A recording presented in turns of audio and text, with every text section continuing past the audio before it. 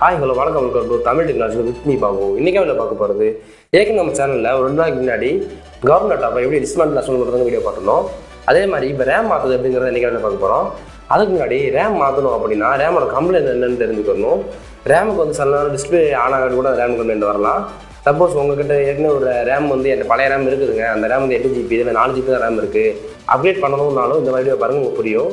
Suppose என்கிட்ட வந்து RAM இல்லை புதுசாக ரேம் வாங்கி போகிறேன் அப்படின்னாலும் இந்த ரேமை குவாலிட்டி பார்த்துட்டு அதே மாடலில் பார்த்து வாங்கிக்கோங்க. ஏன்னா வேறு மாடலில் போனால் பேட்டர்ன் மாறும். இப்போ உங்கள் லேப்டாப் வந்து ஹேங் ஆச்சுன்னா கூட ரேம் மாத்திர கம்ப்ளைண்ட் வரும். நீங்கள் கடையில் கேட்குங்க ரேம் தான் கம்ப்ளைண்ட்னு சொல்லிட்டாங்க அப்படின்னா அவங்கள்ட்ட கேளுங்க எவ்வளோ ஆகும்னு கேளுங்க.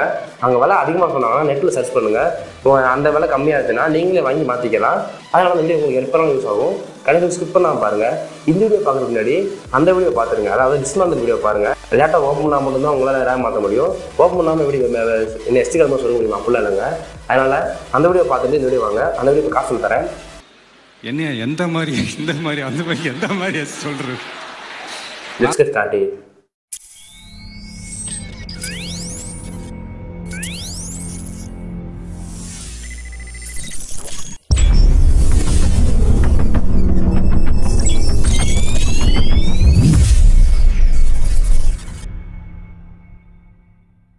உங்கள்கிட்ட மதர் போர்டில் தான் அந்த ரேம் இருக்கும், பார்த்துக்கோங்க.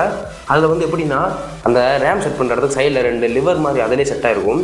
அந்த இது நீங்கள் ஈவனாக ரெண்டையும் புல் பண்ணீங்க அப்படின்னா தான் இழுத்தீங்க, ரெண்டுத்தையும் லேசாக இழுத்தீங்க அப்படின்னா அந்த ரேம் வந்து தூக்கிட்டு நிற்கும். அது அப்படியே நீங்கள் இழுத்துட்டீங்கன்னா அது ரிமூவ் ஆகிடும்.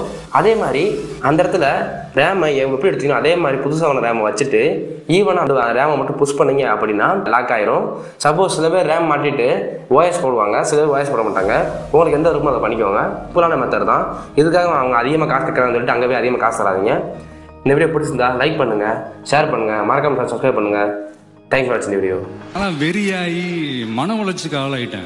சில இடத்துல வந்து பயாஸ் கம்ப்ளைண்ட் அந்த மாதிரி விஷயம் வந்துச்சுன்னா கூட இந்த ரேம் மாற்ற கூட ரொம்ப பிடிச்சிருக்காது. மன உளைச்சிக்கு ஆளாயிட்டேன். அவங்க ரேம் தான் மாற்றணும் அப்படின்னு சொன்னாங்கன்னா நீங்கள் ரேம்